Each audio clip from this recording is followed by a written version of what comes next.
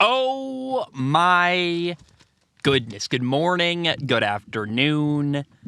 Whatever it is for you, I hope you're having a fantastic day. My name is Zach Schaumler. This is Strong Opinion Sports, episode 534. Welcome in. I love you. I appreciate you. It is 34 degrees outside, just above freezing, very cold, doing well. I got good news. I finally have everything organized and ready to go. And after recording this podcast and uploading it, I'm heading south. Finally going through California over to Arizona. It has taken months and months of preparation and organizing, but the road trip today will finally begin. So if you're hearing this, just know your boy Zach is on the I-5, I guess on the 5. I call it I-5. In LA, they call it the 5. Whatever you want to call it, I-5, Interstate 5. I'm driving straight south all the way down. I've got no real affinity for California, but I want to be warm, at least warmer than 34 degrees. So here we are, about to head south. Seriously, hope you're doing well. It was a really, outstanding weekend of football. And I want to start by talking about something I found really, really funny, and that is Carson Wentz, the Washington Commanders quarterback. Washington benched their quarterback, Taylor Heinicke. And then their replacement, Carson Wentz, threw 3 interceptions. They lost. Cleveland beat Washington 24-10. Carson Wentz threw 3 interceptions, and losing, the result was that the Washington Commanders have been eliminated from the playoffs. Isn't that hilarious? They made this gutsy, we'll call it, quarterback change to who was so clearly not the right guy for them, Carson Wentz. And at the time, when Washington made the decision to go back to Carson Wentz at quarterback, everyone was like, that's a terrible idea. What are you doing? And it backfired so hard. It's like, man, all 3 interceptions were bad by Carson Wentz, by the way, against Cleveland. 2 were into double coverage and just terrible decisions you should not make. And I just find it kind of funny that the quarterback change was costly and not a good idea, clearly. And I just, okay. Good luck, man. Washington is, I don't hate Ron Rivera. I've got a lot of, I want to say I've got a lot of respect for Ron Rivera. He's a guy who once took Carolina to a Super Bowl. He's won a lot of games. There's an interview circulating right now of Ron Rivera saying that basically he had no idea that Washington was at risk of being eliminated from the playoffs in this game against Cleveland. I don't want to overreact and say it's negligence and say that you should know the situation, yada, yada. I saw an argument from somebody in the comments saying, he's a coach who's trying to win every week. It doesn't really matter what the situation is. You're always trying to win. But I'll tell you what, it's not a good look that your head coach didn't realize that you were at risk of being eliminated from the playoffs by losing in this football game. And then to make a controversial move back to Carson Wentz at quarterback, it really accentuates the fact that, did you not know the situation? It's just, I don't know how much it matters. I haven't really made up my mind on this yet. Is it a big deal that Ron Rivera didn't know? But I'll tell you what, it certainly doesn't give me a lot of confidence. I would not feel good if I hired a head coach and in an elimination game, he wasn't aware his team was at risk of being eliminated. It's just not a good franchise in Washington. Now, on to more news. Miami lost again. The Miami Dolphins lost to New England. So Miami's 8-8. New England's also 8-8. The Dolphins have not been eliminated from the playoffs yet. But currently, New England is a number 7 seed in the AFC. There are 3 teams in the AFC that are 8-8. New England, then Miami, then Pittsburgh. And there's only 1 seed left in the AFC, so it's really going to come down to what happens next weekend. If they all have the same record, the Patriots are, if they all finish 9-8, for example, the Patriots would make the playoffs. Miami would be second, and Pittsburgh would be the number 9 seed, which would miss the playoffs, obviously. Tua didn't play in this football game against New England. Miami's lost 5 games in a row, and Teddy Bridgewater got hurt. Teddy Bridgewater started, threw a touchdown, threw a pick. He got hurt, likely has a broken finger, so they put Skylar Thompson, the rookie 7th-round pick, in, and he threw a touchdown and a pick. And I just walk away repeating something I've said before. I really want to do a breakdown of Tua Tagovailoa, particularly his 4 bad games in December. What happened? Why he kind of really cratered and has fallen off a cliff at the end of the year. What's gone on? But I just want to repeat something I've said before, which is Miami's got to bring in some kind of competition at the quarterback position. Like, clearly they've got a quarterback problem. They've got a team ready to win, good pass rushers, incredible receivers, an awesome head coach with a good system. They got to get a quarterback who can execute. And what I saw in those 4 games, and we'll dive into film at some point and really confirm what I think I saw, which, I always like to double check, and I'm a very slow person when it comes to creating stuff, and I like to take my time. But I think really there were opportunities to a missed by with poor execution. So I just contend again that Miami needs some kind of quarterback, and I don't think Tua's the answer. That makes me heartbroken to say I love Tua. And maybe Tua will get better. I've got an open mind. I want Tua to get better. But he's limited and not executing. I can handle Tua having a weak arm and getting hurt a lot. I don't like that, but he's limited. I can live with that. But if you're limited and not available and aren't executing at a high level, then what do you bring to the table that's positive if you're Tua? You're short, you got a weak arm, you're hurt all the time, and you're not even running the offense very well. At that point, Miami's got to get a new quarterback. So I just contend, I don't know how I made this all about Tua, because Tua didn't even play against New England. But clearly, Teddy Bridgewater wasn't good enough. Skylar Thompson, you love the guy. Great backup, actually. I want Skylar Thompson to play for a lot of years in Miami. He clearly understands the system pretty well. A good backup, but he's a backup. Miami's got to bring in some kind of competition at quarterback, and Baker Mayfield, maybe? Baker Mayfield would be a very, very interesting solution. I think he's more accurate than Tua. I think he would execute at a higher level than Tua. It'd be awkward. It would be really awkward for Tua, who's under contract, but I would love to see Miami bring in Baker Mayfield to challenge Tua next year at the quarterback position. Gardner Minshew lost again. I love Gardner Minshew. Gardner Minshew, the mustache, the personality. He went to Washington State. I was there when he was there. But Gardner Minshew is now 0-2 as a starting quarterback this year. Philly lost to New Orleans 20-10. And Gardner Minshew was okay. Not great. Could have been better. And I feel vindicated is not the right word. But I came out after the Cowboys-Eagles game last week and said, look, Gardner's awesome. I love the guy. He's a backup. He's a good backup, but he's a backup quarterback. And I feel like that was proven once again this week as Philly lost to New Orleans. And that's an incredible football team in Philly. Like, there's so much depth everywhere. They've got 2 first-round picks. I'm like, I don't even know what you're going to do with their draft picks in Philly. Like, you don't really need anything. You're going to be drafting luxury picks at this point in the first round of the NFL draft. Gardner Minshew had a lot of help around him. Great players everywhere. Still wasn't good enough. They lost to New Orleans. And, it's just... It makes me sad because I love the guy. I don't like saying a single negative thing about him, but I try to be objective. I try to be fair. And the objective and fair thing is to say that Gardner Minshew is a good backup, but a backup. And that's how I stand on Gardner Minshew, despite the fact that I love the guy and he's a great story. Tampa and Carolina was basically a playoff game. It was awesome. Tampa beat Carolina 30-24. And, I thought both quarterbacks played pretty well. Sam Darnold, Tom Brady. Tom Brady played awesome.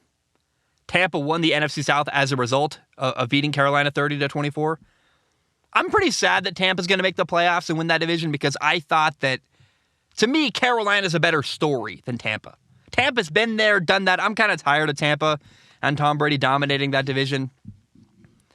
And, oh, man, I just think Carolina's a more fun story. A team that came out of nowhere. They fired their head coach. For them to have made the playoffs would have been cool. They obviously will not now. But I'm really curious, will Carolina keep Steve Wilkes as their head coach, a guy who has been their interim head coach since Matt Rule was fired?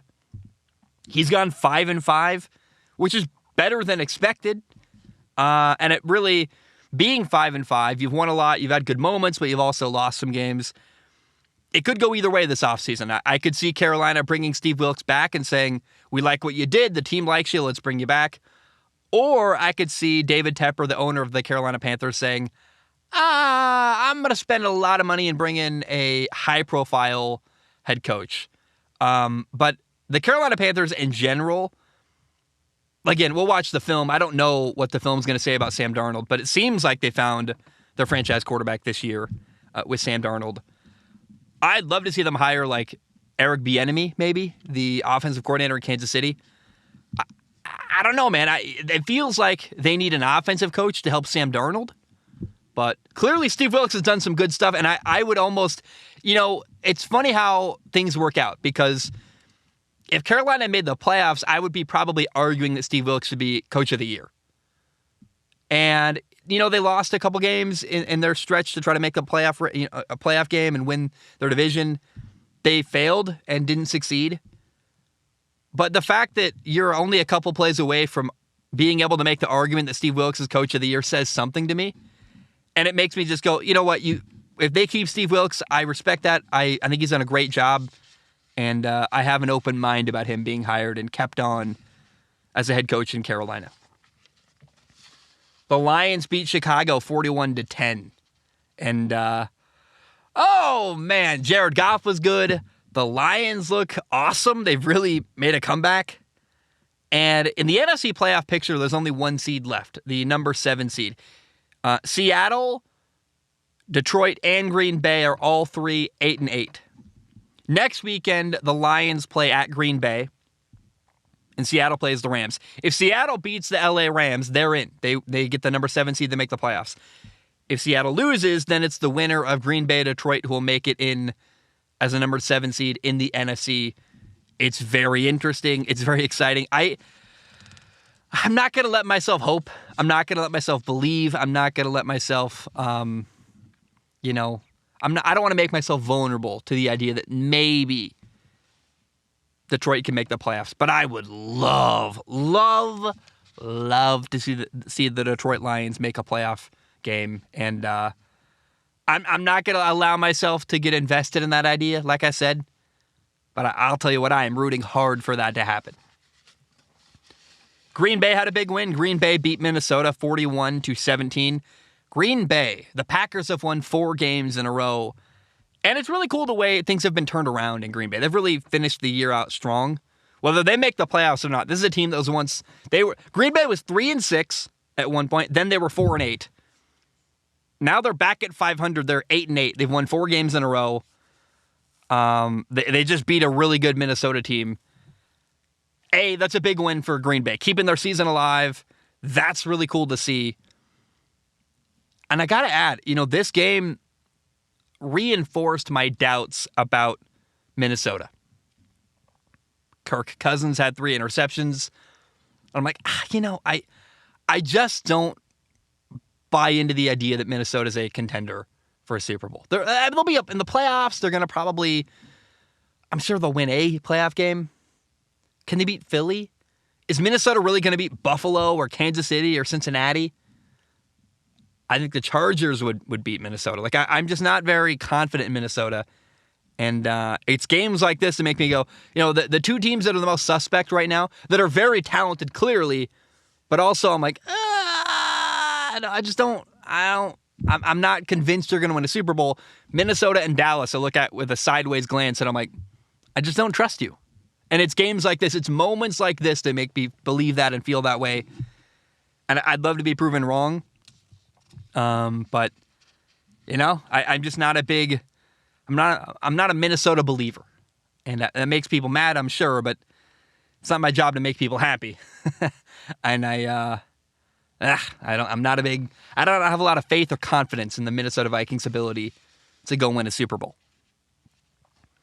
49ers Raiders was really fun. Went to overtime. The 49ers beat the Raiders 37-34. Just a fun game. The story was 2 young quarterbacks. Brock Purdy, obviously the story in the 49ers realm is Brock Purdy, this young rookie quarterback who's now won 4 starts in a row. He's not 5-0, he's 4-0, but he basically started the game against Miami too. He played all but 1 series. So Brock Purdy, man, what an incredible year he's having. It's just a cool story, and I maintain it would be so awesome if Brock Purdy won a Super Bowl. I just would. That's all I want to see happen. Like, I so badly want to see Brock Purdy win a Super Bowl with the 49ers and then cause chaos where the 49ers go, is he our quarterback moving forward? I guess he's got to be, right? We won a Super Bowl with him. But we drafted Trey Lance number 3 overall. What are we going to do? I just cannot wait for that conversation to happen. And it would be made even more interesting if Brock Purdy won a Super Bowl. Like, you got to keep him, right? If Brock Purdy wins a Super Bowl, and then what happens to Trey Lance? Do you trade him away? Does he go to... What if Miami got Trey Lance? Because Miami, Mike McDaniel's head coach, the head coach in Miami, Mike McDaniel, used to be the offensive coordinator in San Francisco. He was a part of, I would imagine, the decision-making process to bring Trey Lance in. Mike McDaniel was. Does Mike McDaniel want to work with Trey Lance in Miami? I don't know. That's an interesting idea, though. Now, I want to give a massive, actually, just round of applause to Jarrett Stidham, the Raiders quarterback, making his first start as a Raiders quarterback. Dude, Jarrett Stidham played way, way, way better than I expected in this football game. The Raiders benched Derek Carr, their longtime franchise quarterback. That seemed idiotic. It seemed like a coach, Josh McDaniels, who's had a horrible year, making another terrible mistake. And no, actually, Jarrett Stidham, against a really good 49ers defense, threw 3 touchdowns, looked pretty dang good in this football game. I thought he executed the offense well. Took the game to overtime. Like, there was a goal line stand where the Raiders got stopped on the goal line. That's the difference in the football game. I mean, really, I thought Jarrett Stidham gave his team a shot to win. They didn't win. We'll talk about that. We had 2 interceptions. One was bad luck. A ball got tipped at the line of scrimmage and picked off. That's just an unfortunate play. The second interception for Jarrett Stidham was later in overtime. It was a bad one. He basically handed the 49ers the win. He got hit as he threw. The ball was underthrown on a deep ball. It wasn't a good decision anyway, even if he wasn't hit. It's like, that's just not you shouldn't throw that anyway. Ball got picked off, returned to the goal line. 49ers kick a field goal, they win. But, again, I just maintained, it's kind of unfortunate because if Jarrett Stidham had won this game, optically the story would be, dude, they benched Derek Carr and got better. They didn't win, but they came pretty close. And I don't know what to make of it. We'll see how he does next week. But I thought Jarrett Stidham played really, really well. And actually, if he does that again next week, it could be a conversation that Jarrett Stidham is the starting quarterback next year for the Las Vegas Raiders, which is crazy. It almost makes me wish they'd benched Derek Carr a couple weeks ago so we got more time to really evaluate Jarrett Stidham. I kind of just believed he was going to suck. He didn't suck. He looks pretty good. And I'm like, you know what? That dog will hunt. Maybe it is an upgrade over Derek Carr. He's certainly cheaper. I don't know. It's interesting. Very, very interesting stuff.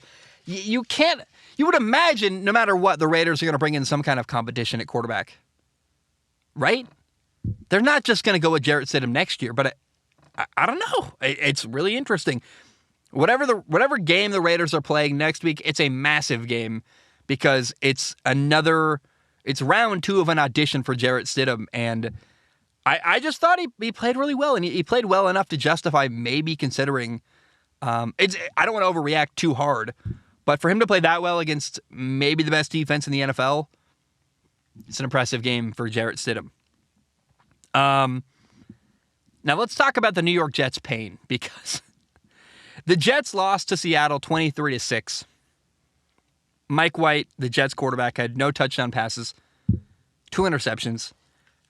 Geno Smith, who was once drafted by the Jets, beat the Jets. And the Jets were eliminated from the playoffs. It's been a tough year for the Jets. They've lost 5 games in a row. After being in a good position to make the playoffs, they've now just cratered at the end of the year. And unfortunately, this game and this year, really the whole year, is going to be remembered as the year that Zach Wilson failed to become the franchise quarterback of the Jets. I think that's 2022 is always going to be a painful memory for Jets fans. And also, Mike White wasn't good. in this game that cost the Jets an opportunity at the playoffs. Mike White had 3 turnovers, a fumble, 2 interceptions. It's not great. And man,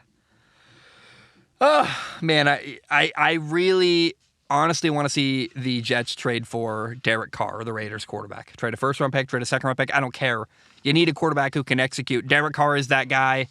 And the Jets just really clearly need a quarterback who can take care of things. And the Jets are ready to win. Like, that's another takeaway from 2022. The Jets have a good defense. They've got some decent weapons, and they're a quarterback away from winning, I believe.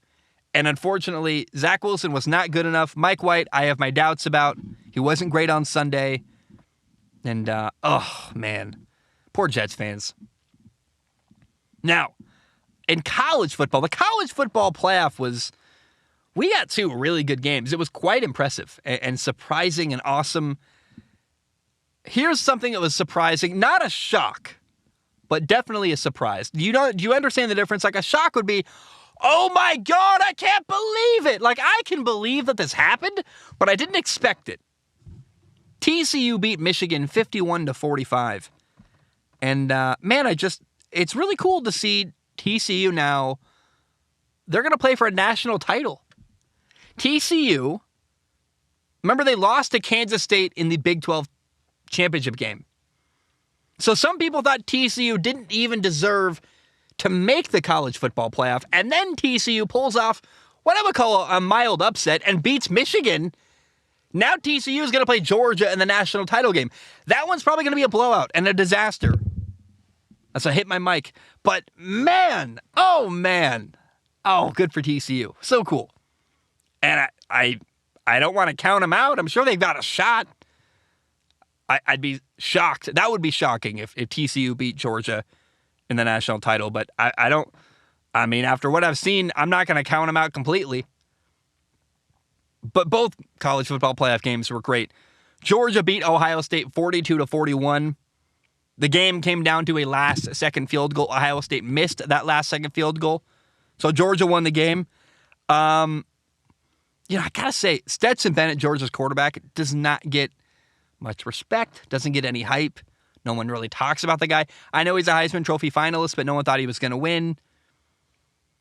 Stetson Bennett, like, the thing that just goes underappreciated, in my opinion, is that in big moments this year, all year long, Stetson Bennett has come up big in the most important moments of the year. And I thought, man, he played so well. He played so well against Ohio State, I thought, personally. And it's pretty cool. So TCU is going to play Georgia for the national title Monday, January 9th. And I very much believe Georgia's going to win their second national title in a row. But hey, if TCU wins, can you imagine if TCU won the national title and beat Georgia? It'd be unbelievable. It'd be so cool. And I'm certainly rooting for that. They are David. Georgia's Goliath. I don't know that the little guy is going to beat the giant this time. Seems like the Giants are the heavy favorite. Georgia's probably going to win the national title for the second year in a row. But I'm totally open. I would love to see TCU beat Georgia. I just don't know that they can. So we'll see. I don't know. All right, let's answer some questions. You go to patreon.com/Zach Schaumler. Look, my only guarantee is I look at every single question with my eyeballs. I pick the top couple to read on the show. We're about to start doing a monthly Q&A on Patreon. It's $1 a month to subscribe to the Patreon. Again, it gets you an opportunity to write in. I picked the top couple with my eyeballs. Pat Starfish wrote in. Honestly, kind of a rough one to start with, but Pat Starfish says, "Hey, Nick Nack Zach. Just a short question this time. Who do you think is going to win the Super Bowl this year? Happy New Year." Pat Starfish. I hate predictions. I really don't like making predictions. So I don't know, man. Let's say Buffalo's going to beat Philly, okay? How's that, right? I don't know. Both teams are loaded, Philly and Buffalo. But I've got no idea. I would feel better saying Buffalo if they had Von Miller healthy. The team I'm rooting for the most is the 49ers. I really want to see the 49ers win the Super Bowl. It'd be so cool to see Brock Purdy, this rookie quarterback, do what Jimmy Garoppolo couldn't do for years with the 49ers. And then you add on the layer of the complication of what the heck do you do if Brock Purdy wins a Super Bowl because you just drafted a quarterback number 3 overall, and you're like, we thought Trey Lance was going to become our franchise quarterback, but we appear to be better with Brock Purdy, so now Brock Purdy's our guy. Like, I just desperately want that conversation to happen. So I want to see Brock Purdy win a Super Bowl, and I'd love to see Brock Purdy be Super Bowl MVP and win for the 49ers. It would probably be Christian McCaffrey if the 49ers go to the Super Bowl and win. That would be MVP, but oh man, I'm rooting hard for the 49ers to win the Super Bowl. Ant-Man writes in, let me drink some water first. My throat is dry? Is that the word? Got to be careful. When you say my throat is, and then just leave it hanging for a while, you let people's minds go crazy. Ant-Man says, greetings, Zach's visual spheres. You guys are getting better at this. Regarding your question from the last show, I think bringing back film analysis would help draw in a bigger audience. The first video I ever saw was your Josh Rosen film analysis. I have missed it, and I'm quite excited to see it make a return. Also, and here's why we're reading this question from Ant-Man, he says, regarding, also to answer your question about how Jets fans feel regarding Sam Darnold's recent success, it may come as a surprise, but we absolutely love it. Sam Darnold was always a team guy, and he's an easy person to root for. The consensus on Sam Darnold is that he was a good guy that was dealt a bad hand. The reason why Jets fans feel different about Zach Wilson is because of his maturity and how the locker room clearly doesn't have faith in him. Thanks for the hard work you put into the show. I always look forward to it every week. Wishing you the best, Ant. Good sign off too, Ant. That's a good one. It's cool to see that Jets fans don't have hatred for Sam Darnold, because I don't know why you would. He was dealt a bad hand. He had to be coached by Adam Gase and had a bad offensive line. I mean, it's rough. And I really appreciate the rational thought process by Mr. Ant-Man here, a Jets fan. Very, very cool to see. Tyler says, what's up, Zach's rods and cones? What is that, rods and cones? Did I just say something horrible? I hope I didn't. Rods and cones? What does that mean? I should probably stop saying it. What if it's bad? Anyway, Tyler says, how much distance do you think is between C.J. Stroud and Anthony Richardson right now in NFL readiness? Asking for a Panthers fan. I think C.J. Stroud is more prepared. I think Anthony Richardson is more physically gifted, though. He can run way better. He's got a massive arm. And how prepared is C.J. Stroud? I was told Josh Rosen was the most prepared quarterback for the NFL in 2018. Josh Rosen was awful. So what does prepared even mean at this point? I don't know. Are you a confident coach? I'll say something controversial, and I don't mean to be controversial. I don't feel informed very much well on C.J. Stroud. I watched more Anthony Richardson this year than C.J. Stroud. But I'll tell you what. After Bryce Young, there are so many unknowns in this draft class, and people are going to debate Bryce Young, C.J. Stroud back and forth. I don't think it's close. I think Bryce Young is way better. I would take C.J. Stroud over Will Levis, I guess, but C.J. Stroud, I don't know that he's prepared for the NFL in this way. He played with incredible talent everywhere. Like, he had a great offensive line his entire career, incredible receivers, some of the best receivers in college football every year. It's not going to be like that in the NFL for C.J. Stroud. Is the kid who's been handed everything their entire life really ready for the real world? Or is the kid who's had to struggle and grow and learn, is that kid more hardened and prepared for the real world?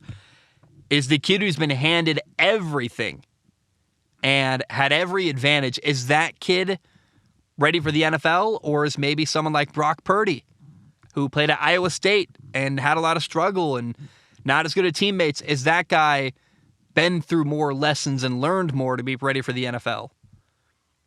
Brock Purdy played on a bad team in college football. He was ready for the NFL.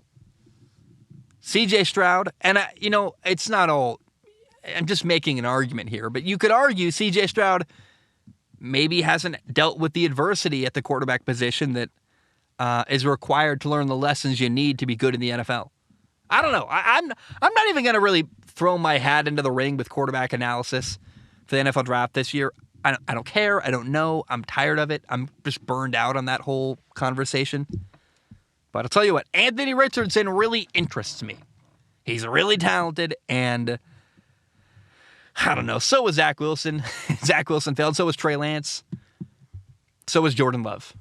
What does talent really matter if the kid can't figure it out? So I don't know. I don't see what I mean. I feel so defeatist about this conversation. I'm not really sure where to go when it comes to college quarterbacks transitioning to the NFL. I feel like I've missed so many times, and I don't know. I feel like I said it best last episode.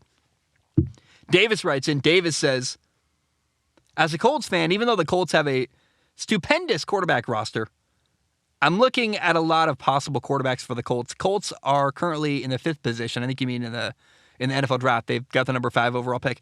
If you were Chris, are you trading up for CJ or Bryce, or sitting at the number 5 spot to get Hendon Hooker? You're not going to trade up and get Bryce Young if you are the Colts. Houston has got the number 1 overall pick. They're not going to trade with the Colts especially, but Houston's not going to trade the number 1 overall pick with anybody. They're drafting Bryce Young. Bryce Young is a Houston Texan at this point. By the way, it was cool to see that Bryce Young played in the bowl game, even though he's going to the NFL, and then he went off in an incredible game. Very, very cool to see. I think the Colts' best option, honestly, is to go get someone who's already in the league. Maybe Derek Carr, maybe something like that. Jimmy Garoppolo. The Colts have so many problems on their team. They need to spend their draft pick in the first round building their roster. A quarterback, as we've learned from Carson Wentz, from Matt Ryan, from Nick Foles, all the rotating cast of different quarterbacks in Indy, they're not a quarterback away. They need a lot more than just a quarterback if they want to win. So I think you go get a veteran quarterback like Jimmy Garoppolo who can play and is stable, and then you try to build a roster that actually has a shot of winning. That's what I would do if I was the Colts. I get it. I know no one wants to miss out on an awesome quarterback. After Bryce Young, I just feel like there's a lot of wild cards out there. Jimmy Garoppolo, I know what he can do. I think you bring in Jimmy Garoppolo and you build a good team around him. That'll win. That'll win more games than CJ Stroud would with a bad offensive line and no help. You know what I mean? That's my 2 cents. My nose is really... I got a zit in my nose that I popped, of course, because I hate myself. And then it's turned into like a scab in my nose, and it's so itchy. It's just not fun. If anyone can relate to that, I'm so sorry, because it's not at all pleasant. Jake writes in, I love the way Jake addresses me, and I want people to really just feel free to get as creative as you want. It's so fun. Jake says, all right, Call of Duty Zach Ops, question for you. Chef's kiss. Incredible. The Chargers have had arguably the best roster in the league for a while now. I mean, Justin Herbert, Austin Eckler, Khalil Mack, Joey Bosa, James, Allen, etc. And it's been that way for a couple of years now, but they haven't had double-digit wins 4 years in a row. They haven't had double-digit wins in 4 years now. They just can't really succeed, it seems, and I can't tell why. Obviously, the staff isn't that bad given that they can build a roster of that caliber. And as we all know, the team itself has very little weak spots. Why do you think they struggle so much? Also, I changed my name back from Nathan Peterman. There can only be one Nathan Peterman, the true legend. I didn't do him right. No one can live up to those standards. Okay, Jake. Look, the LA Chargers have had injuries like crazy. A lot of bad luck. They also have not paid for a truly great head coach. They went from, what was his name? The coach who was a running back. Anthony Lynn, was that his name? They just never get a premier head coach in LA. They don't want to pay for one. And you say the staff must be good but what you're missing, the front office who picks the players might be good. The coaching staff isn't necessarily good. And that's a whole different part of the company. It's like saying, the writer's great, but you're talking about, how do I explain this? So if you work for like a content creating company, I think of like a magazine. There are people that sell ad spots. Their job is to bring in revenue through advertising to the company. And then there are people who write and create the content. It's like saying, man, the writers sure are doing great. And then you're talking about the advertising. It's like, no, you're talking about the wrong group of people. I don't know if I made any sense, but the staff is not just the coaches are not the same people that pick the players usually. So the staff has good and bad, and the staff, I think, the coaching side of the staff is underwhelming, in my opinion, for the LA Chargers. But I think Brandon Staley is going to keep his job, and I really like Brandon Staley. I feel like that needs to be said. I feel like I just made it sound like I hate the guy. He's awesome, and I as a person, and I love his approach. I'd love to play for him, so we'll see. Troy writes in. Troy says, hello to the all-important Zach's eyeballs. That's a solid one, too. By now, I'm sure you've seen the Derek Carr news, so I come to you with a question. What teams would you like to see him on? Realistically, I'm thinking Colts or Commanders, but I want to hear your thoughts and hope you're doing well. Am I doing well? No, I'm not, but I'm trying. Derek Carr, I want to see him on the Jets. He's probably going to go to Indy because they've got the number 5 overall pick, and Indy's dumb and impatient. They're probably going to trade the number 5 pick for Derek Carr. Please, I hope that doesn't happen. I want the Colts to get Jimmy Garoppolo, honestly. I want to see the Jets trade their first-round pick to get Derek Carr. That feels like a good trade where everybody wins, and I think the Jets are a quarterback away from making a playoff appearance. And it's so disheartening to see the Jets lose 5 games in a row at the end of the year. Zach Wilson is not their franchise quarterback. They need a quarterback. Derek Carr is the right guy, and I think Derek Carr absolutely would help make the Raiders a better football team. Sorry, I said that backwards. I think Derek Carr would absolutely make the Jets a better football team. He clearly couldn't make the Raiders a better football team. Oh, it's unfair, but it's also true. I don't like it. I don't like how accurate it is. It hurts, and it feels wrong, but they lost a lot of games. And we'll dive into the film. Who knows? We'll see.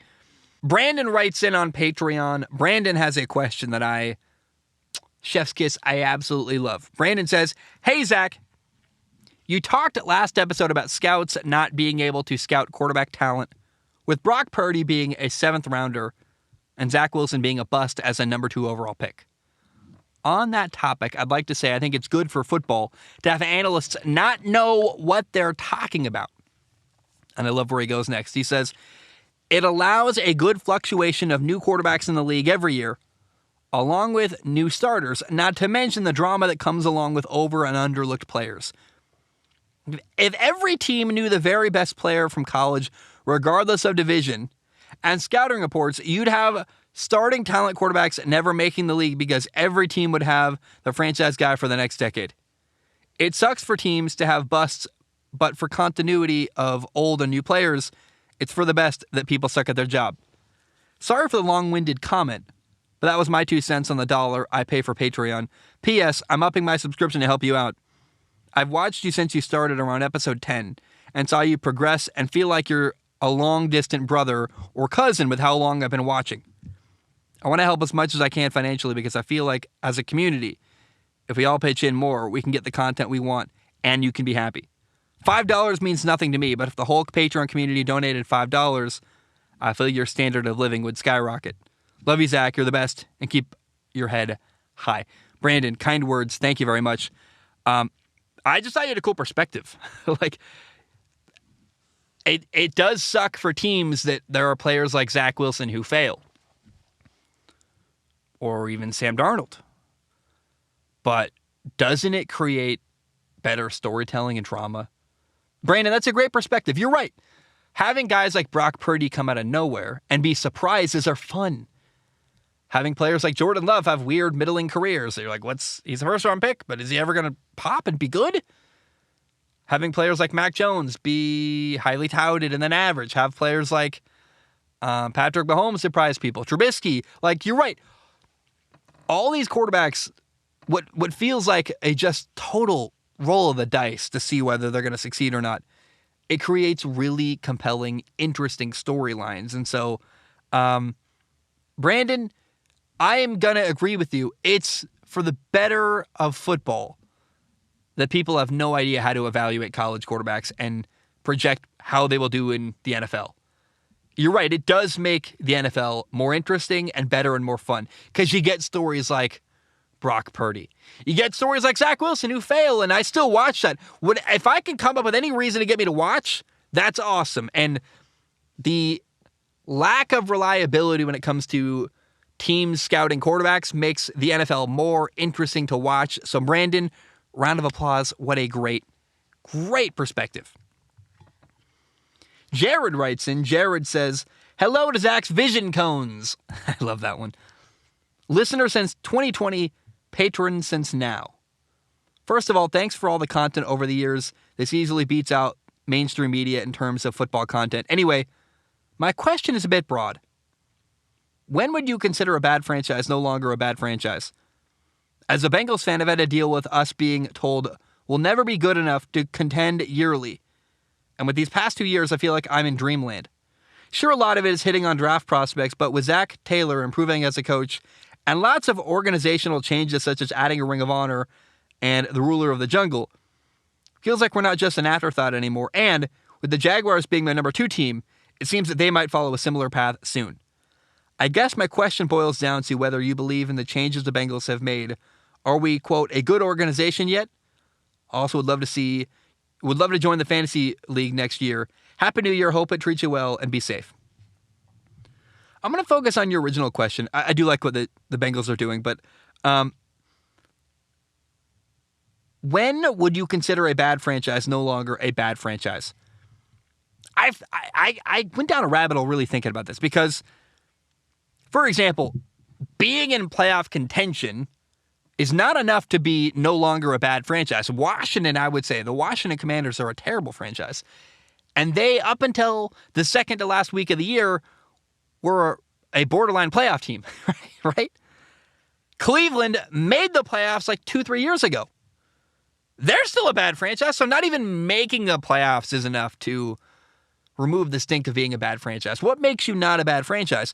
It has to be when you make the playoffs more than once, when you make it a repeatable thing.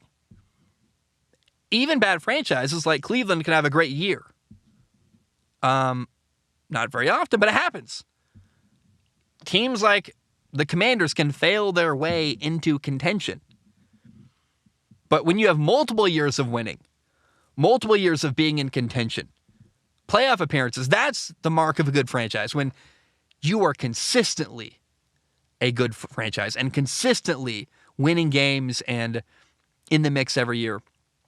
That's how you know you're a good franchise, is when you're in the mix and you know, hey, did the Cleveland Browns fans really know whether their team is going to be good or not? They hope their team is going to be good next year.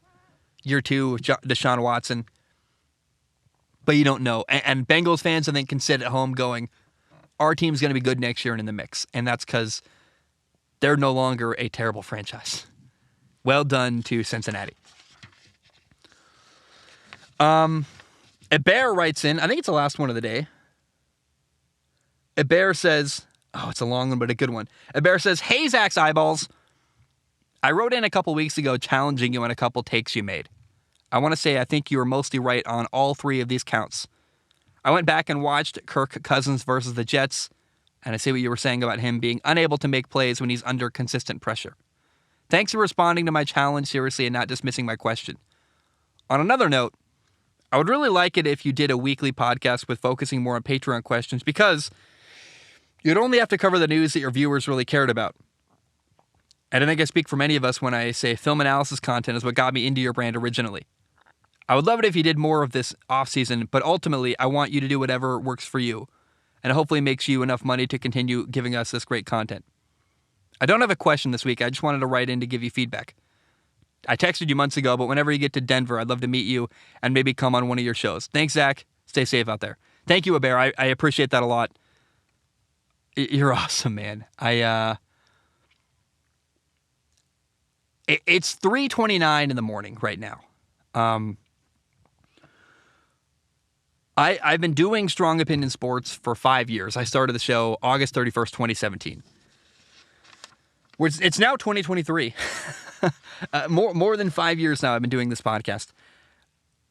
It's incredible. I think this is going to be a memorable topic and a memorable episode. And I think this show went pretty well today. I did a show today with very little preparation, mostly just me rolling with my emotions and saying what I thought. Very reactionary. It's still me, but I don't feel like I was very thoughtful. And that's not bad. I certainly hope people enjoyed it. I mean, there's a reason I did this episode. I did this episode for me, and I did this episode for people who like the show.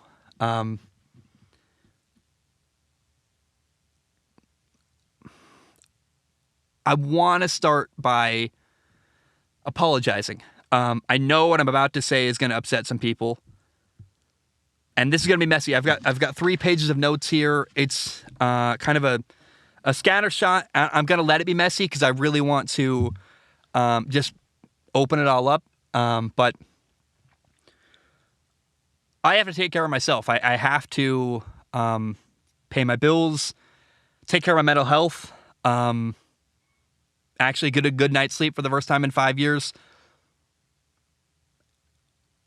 I should take my glasses off for this. Let's do this without the sunglasses. I'm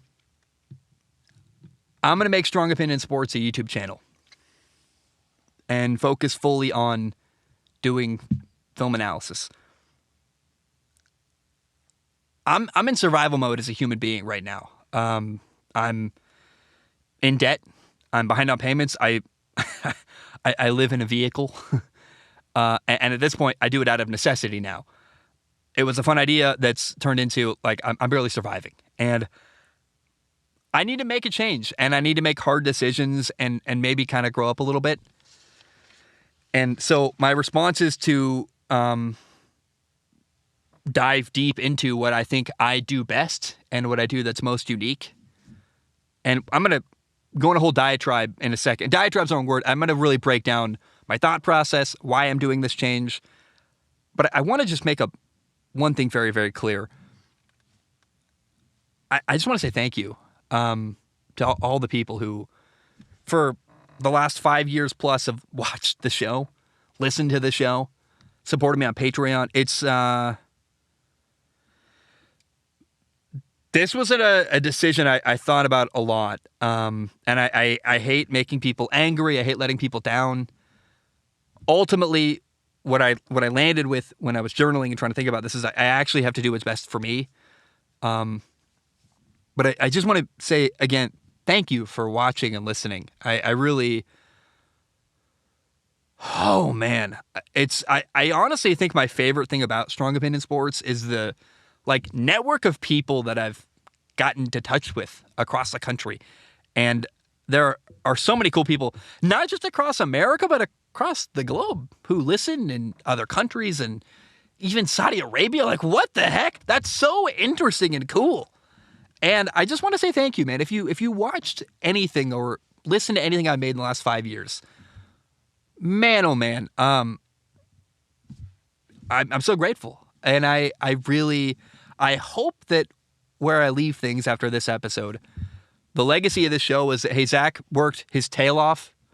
He had a good attitude. He was entertaining. And I have no anger in my heart. That being said, this is my Hail Mary attempt. It's my last idea I have to try to save my career as a content creator. I'm down bad. And I'm honestly pretty discouraged. I'm eyeing the Air Force, actually. Like, maybe I'll go into cyber warfare and do computer coding for like 4 years in the Air Force and get out with the GI Bill, go back to college. I've looked at all kinds of options. Like, what could I do to have a good enough job to like really be an adult and have my own place and maybe have health insurance someday? I have enjoyed making Strong Opinion Sports as a podcast so much. Let's be clear, by the way. The current plan is I'm going to go all in on film analysis videos. Like, Strong Opinion Sports as a brand and as a YouTube channel is going to exist, but it's going to be a YouTube channel and not a weekly or multi-weekly, I guess, is that not a podcast that I sit down and record multiple hours of myself talking into a camera and into a microphone every week, trying to break down all the news. What I'm going to do is a monthly Q&A for Patreon supporters. I like doing it. I don't want to totally abandon doing any kind of podcast. It's basically going to turn Strong Opinion Sports into a YouTube show with film analysis and then a monthly podcast answering questions from Patreon. And I allow myself, as I hit my microphone, I allow myself the freedom to, if I have other ideas, I'll make other videos. But I want to make one-off videos and really be a YouTuber. And I'm really afraid I'm going to fail. I mean, I already am failing. I'm not making enough money. I make less money than if I made minimum wage right now. And I'm working like way more than is I think people would even fathom. I want to go down swinging, and I want to do something I believe in. Like something I really believe in. If I fail, I want to at least be able to say, I made something I was really proud of that I think was awesome, and I did everything I could. Like, I fought tooth and nail to survive. And following the news cycle is something that I don't think I can keep up with. I mean, my content is always late. How many times have I put out a podcast on Thursday about Sunday? That's just not appropriate. Like, people don't want that. And I want to be thoughtful and intentional. I love taking my time and really sitting and pondering and thinking about stuff. And the reality is that to cover news, you got to have reactions and you got to be first. And that's just not me. I don't like rushing out content. I don't like feeling like I'm not taking my time and really sitting and pondering a topic. That there's a market out there for that. Look at Stephen A. Smith. Look at ESPN. And I don't want to be ESPN on YouTube. I want to be Zach Schaumler, and I want to be thoughtful and creative and take my time. And focusing on film analysis is such an exciting thought. A couple of years ago, I think, kind of took off with film analysis. I got a lot of subscribers on YouTube, and people started watching that a lot. And then I made a decision to focus on the podcast and not film analysis. And I think I probably chose the wrong thing. There's reasons for that I've talked about before. I'm not going to get into here why I chose the podcast and not film analysis. But at this point, I'm like, look, I have failed at what Strong Opinion Sports currently is, which is a news opinion show. And that's on me. Like, I haven't done good enough, and I own that, and I would never do anything but accept responsibility for that. Again, to talk about stuff that happened on Sunday, on Thursday, it's just too late. So I'm going to focus on what makes me really unique. You can get a podcast breaking down sports news from so many places. There are so many places that do that. I think there's only one way to get Zach Schaumler film analysis, and that's from me doing what I do, and what I think I'm really good at it, and I really enjoy it. And I've never allowed myself the freedom to just do that. I was always too scared to, and it always felt impossible. And now that my hand is forced, where like, look, I gotta make money. Like, I have to survive. Let's see if it works. I think I'm actually really excited to be kind of a true YouTuber and not trying to do all this other stuff. And I'm really going to narrow the scope of SOS and make, I think, really awesome videos that are solely focused on one thing at a time. And, I'm just going to go all in on what I think I do best, which is make film analysis. And I really, really do enjoy that process. And it'll be nice to be making film analysis and not also be trying to keep up with the news cycle and making a sports weekly podcast at the same time. I want to be clear about one thing. No matter what happens in the future of my life, whether I change careers entirely and maybe content creation isn't going to be my full-time job in the future, I'm always going to make content. Like that's who I am. It's what I do. I love doing it. It's even if it ends up being a hobby, like I just will always make stuff. It's who I am. I just have always enjoyed making stuff. And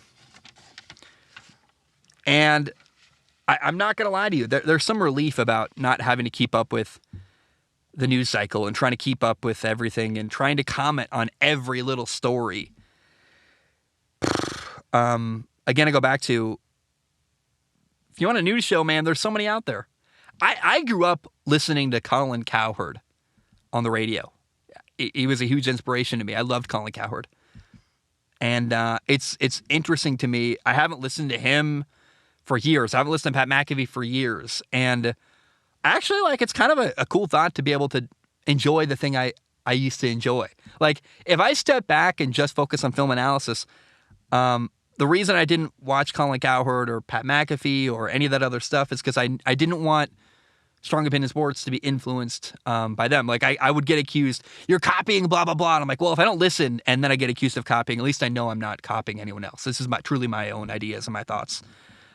And to kind of step back and be a fan of sports again and not have it be my job, where to watch the Super Bowl, and I'll probably do a film analysis breakdown of the Super Bowl, but it's a bad example, but I don't know, to not have to be up sports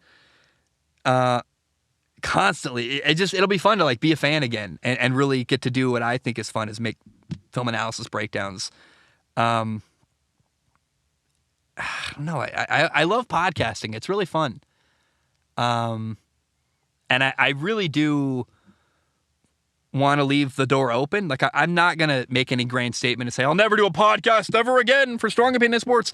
No, I see a world where someday I go back and do a Strong Opinion Sports podcast again, as a truly podcast and not just a YouTube channel. I don't know if that distinction is clear. Putting videos on YouTube is not the same as sitting down for an hour and talking about the news. Do you understand the difference? But I'm backed into a corner, man. I'm in debt. I'm living in my car. It's time for me to admit that it's not working and I got to make a change. And honestly, it's kind of an exciting thought, this final Hail Mary that I think could work. So SOS is now a YouTube channel and not a podcast. Again, I can always go back someday and try it again. I really do think that maybe someday film analysis takes off and I've got capital and I can hire some help and an editor, and maybe then I'll have time and energy and resources to do a podcast. But even if I did, I'd want to do it differently, because I just don't want to be, I really am not comfortable just saying stuff. I really try to be thoughtful and take my time, and I think that's what always made me unique. But I also know that my desire to take my time made it so that Strong Opinion Sports as an idea, a news coverage show, didn't work, because, like I said, by the time I'd figured out what I wanted to say, people had moved on from what had happened. So I really did my best. I really did.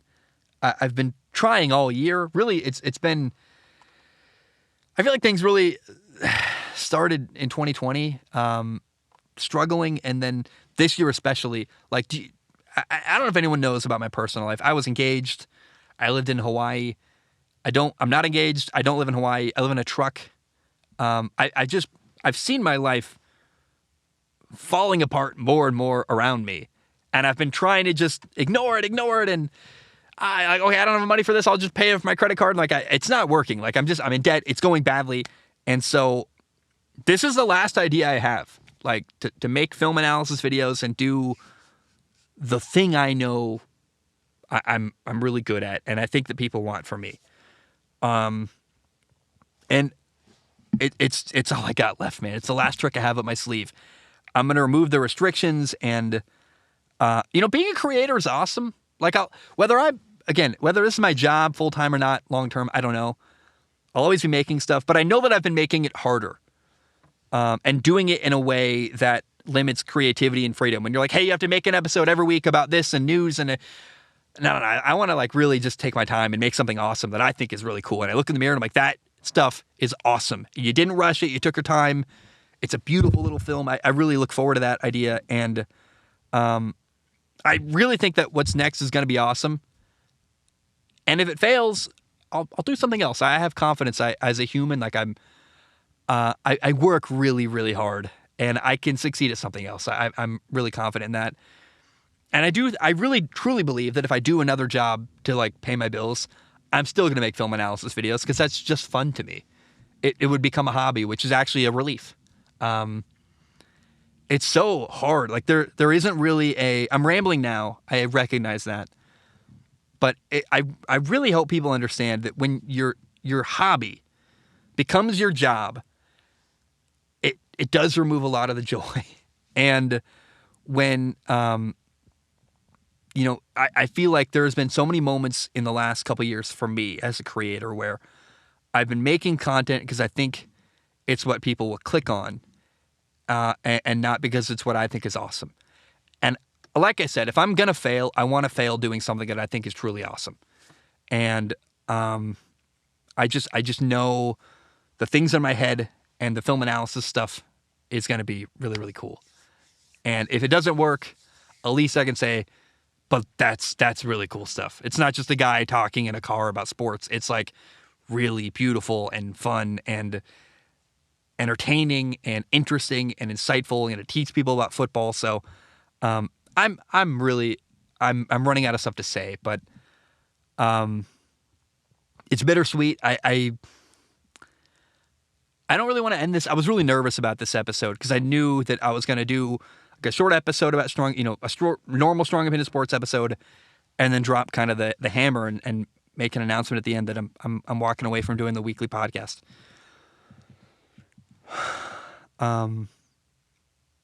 It's been so fun, man.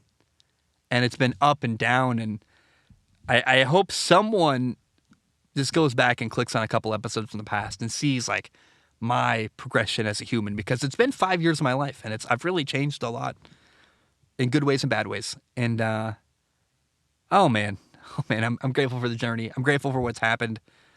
And so thank you so much, guys. That's all I have. Episode 534. The next episode, numbered episode, quote unquote, is going to be a monthly Q&A for January. We're going to do 12 episodes of the quote podcast a year, doing Patreon Q&A stuff, assuming people even say supporting me on Patreon. I could see it. It's very possible that a lot of people leave and are just not down for that. And to the people who, there are about 6,000 to 10,000 people that listen to every episode. To you guys, man, I love you so much, and I'm grateful, and I appreciate it. And I'm sorry to let you down. I know that people want the podcast. But like I said, I have to do what's best for me, for like my finances, my mental health, everything. And right now that is not to do a podcast. It just feels like I'm like climbing a mountain and I just keep sliding back in the mud. I love Zelda Breath of the Wild. It's a great video game. In that game, you can try to climb when it's raining, and you climb up a little bit and then you slide and you lose all your progress.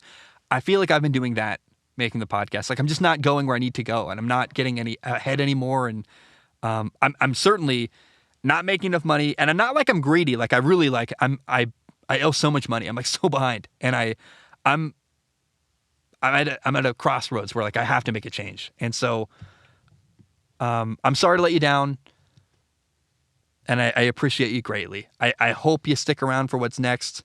I think what's next is going to be really cool. And so I love you. I appreciate you. I don't know how to end this. I really don't. I don't even really want to. It's so fun to sit and talk. And I will say that I don't like putting all my eggs in one basket. So, Zach Schaumler Talking, my podcast not about sports, is probably what I'm going to do now, next. I'm going to do film analysis, a monthly Q&A for Patreon for Strong Opinion Sports, and then also probably a weekly show where I sit down and just talk about how my life's going, what it's like to live in a truck, the road trip, which I'm starting today. But what I really don't want to do anymore is content that has a shelf life that's so narrow. It really sucks to put a ton of work into a massive podcast episode that about 2 days after it comes out, no one wants to click on because it's about news that's outdated. So I want to make content from here on out that hopefully 6 months from now, you look at it and you go, that's still interesting. I'm going to click on that. I'm going to watch that. I'm going to listen to that. I think, doing a podcast about my life isn't time sensitive. It's not about news. It's about me doing film analysis videos. That's stuff that, a Davis Mills film analysis, if it comes out in January, is still interesting in June. So that's my plan. I don't even know what y'all are thinking, but I know what I'm thinking is I'm a little bit afraid. I'm also a little bit excited. I have a lot of relief, and I have a lot of, it's bittersweet. I really had a good time doing this show. And I hope my plan works. I don't really want to join the Air Force, man. I hope I don't have to. So, hey, I hope you watch my film analysis video so I don't have to join the Air Force. I love you. I appreciate you. I'm lingering now because I don't want to say goodbye. I love you so much. Thank you so much. Have a great day. And bam, we are. Before I go, let me just say some of the highlights of my time doing this, by the way. I interviewed Keaton Slovis, who was a quarterback at USC, on this podcast. I interviewed fucking Ryan Leaf. What the hell? That was so cool. I interviewed Ryan Leaf on this podcast at one point. A lot of big people have reached out to me over my time. Mike Leach watched my Gardner Minshew film analysis. That was crazy. May he rest in peace. And I once made a video about Jamal Adams that he liked, and he told me he agreed with me and said I was right. I don't know. Being a creator's weird. Thanks for supporting me. And, with gratitude, I say, have a great day. And, bam, we are done.